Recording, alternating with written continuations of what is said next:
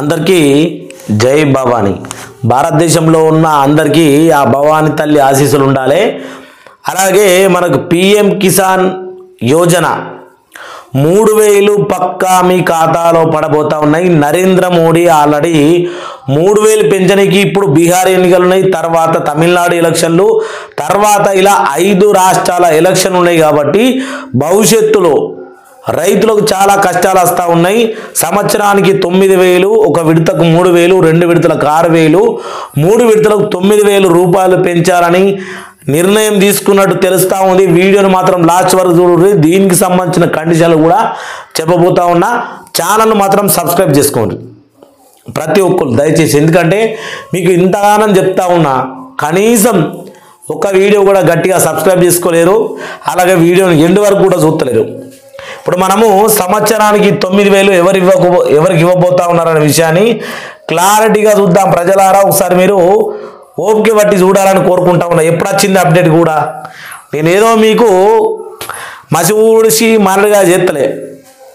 October 31 మనకు వచ్చినటువంటి update ఇది.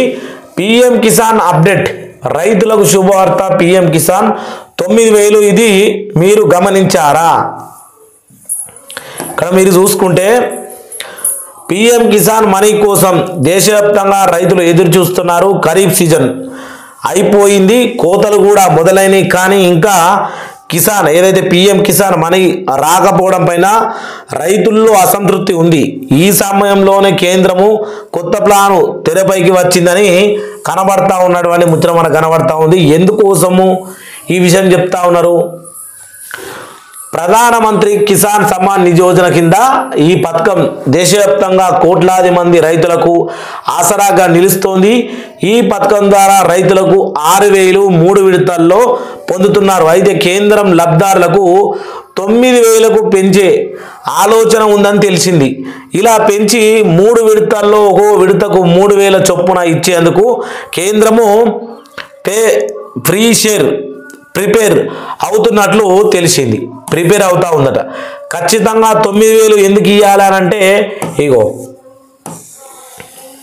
ఇక్కడ విషయం ఏంటంటే, బీహార్ మనకు ఆల్రెడీ బీహార్ అసెంబ్లీ ఎన్నికలకు బీజేపీ, జేడీయూ తదితర పార్టీలకు చెందినటువంటి ఎన్డీఏ కూటమి తాజాగా తమ మేనిఫెస్టో రిలీజ్ చేసింది. అందులో తాము మళ్ళీ అధికారంలోకి వస్తే పిఎం కిసాన్ను 9000 చేస్తామని హామీ ఇచ్చారు. అయితే ఈ హామీ బీహార్కు మాత్రమేనా పరిమితం, లేకపోతే మొత్తం భారతదేశానికి మొత్తమా 9000 ఇస్తామని కేంద్రం చెప్పలేదు. కానీ ఇదే కేంద్రం ఆలోచనని విశ్లేషకులు కూడా అంచనా వేస్తూ ఉన్నారు. దీనికి సంబంధించి ఎందుకంటే ఇప్పుడు ఇంకో విషయం చెప్పబోతా ఉన్నా. మరి దీంట్లో ఉందో లేదో ఒకసారి మనం చూడాలి. చూసిన తర్వాత నేను చెప్పాలంటే ఇది ఆల్రెడీ బీహార్ చెంది మనం 9000. బెంగాల్లో కూడా ఎన్నికలు జరగబోతా ఉన్నాయి. అదేవిధంగా పాజిటివ్ నెగిటివ్ ఇక్కడ చూసుకుంటే ఇది ఖచ్చితంగా మనకు 9000 ఇస్తాయనడానికి ఇది పక్కా ప్రూఫ్. ఒకవేళ పిఎం కిసాన్ 9000 చేస్తే అది ఇప్పుడు రాకపోవచ్చు. ప్రస్తుతం 21వ విడత నిధులు 2000 చొప్పున విడుదల చేయాల్సి ఉంది. అవి నవంబర్ మొదటి వారంలోనే విడుదల కావచ్చని తెలుస్తుంది. నవంబర్లో బీహార్ అసెంబ్లీ ఎన్నికలు అయిపోతాయి. ఎన్డీఏ గెలిస్తే 22వ విడత కిసాన్ నిధులు ఫిబ్రవరిలో ఇచ్చే అవకాశము ఉంటుంది. అప్పుడు 3000 చొప్పున ఇచ్చే అవకాశం ఉంటుంది. లేదా ఫిబ్రవరిలో బడ్జెట్ ప్రవేశపెట్టి అందులోనే 9000 చేస్తామని ప్రకటించి వచ్చే ఆర్థిక సంవత్సరానికి 2026-27 నుంచి 9000 చొప్పున ఈ యొక్క అవకాశాలు ఉంటాయని అనుకోవచ్చు. చూసారు కదా, ఖచ్చితంగా ఎట్లయినా చేసి రైతులకు వీళ్ళు పెంచాలని ఆలోచన చేస్తూ ఉన్నారు. అట్లే కాకుండా ఇంకా ఎక్కడెక్కడ ఉన్నాయంటే ఎలక్షన్లు.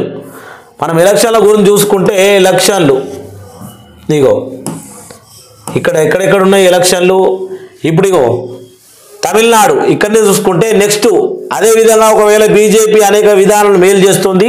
నెక్స్ట్ తమిళనాడు బెంగాల్ అసెంబ్లీ ఎన్నికలు కూడా అది బూస్ట్ ఇస్తుందని, అలాగే దేశవ్యాప్తంగా మరింత బలపడే అవకాశం కూడా ఉందని, బీజేపీకి ఇది పాజిటివ్ అంశంగా మారుతుందని, నెక్స్ట్ లోక్సభ ఎన్నికల్లో కూడా బీజేపీ మళ్ళీ అధికారంలోకి వచ్చే ఛాన్స్ ఉంది కాబట్టి బీహార్ గెలుపు కీలకంగా మారనుంది. ఖచ్చితంగా నెక్స్ట్ మనకు 3,000 రూపాయలు 22 విడత, ఒకవేళ 21 విడత రాకపోతే 22 విడతల ప్రతి విడతకు 3,000 రూపాయలు పొందబోతా ఉన్నాం. ఈ రైతులకు శుభార్తం చెప్పబోతూ నెక్స్ట్ వీడియోలో మనం ఈ వీడియో తర్వాత అసలు ఈ 3,000 రూపాయలు పొందాలంటే 2026లో ఏదైతే మనకు మోడీకి సంబంధించినటువంటి విషయాలు మొత్తం వేరే రూల్స్ మారబోతా ఉన్నాయి. అలాగే 4 రూల్స్ ఉంటాయి. EKYC, land verification, Aadhaar to bank link, phone number update. ఇది కాకుండా 2026 జనవరి 1వ తారీఖు నుంచి పిఎం కిసాన్ పైసలు పొందాలంటే కొత్త రూల్ రాబోతా ఉంది. ఆ రూల్ తర్వాత మనం చెప్పుకుందాం, కానీ ఇప్పుడు ఎందుకు ఇంకా మధ్యలో డిసెంబర్ బాకీ ఉంది, నవంబర్ పూర్తిగా కంప్లీట్ కావాలి, 22 విడత మనకు రావాలి.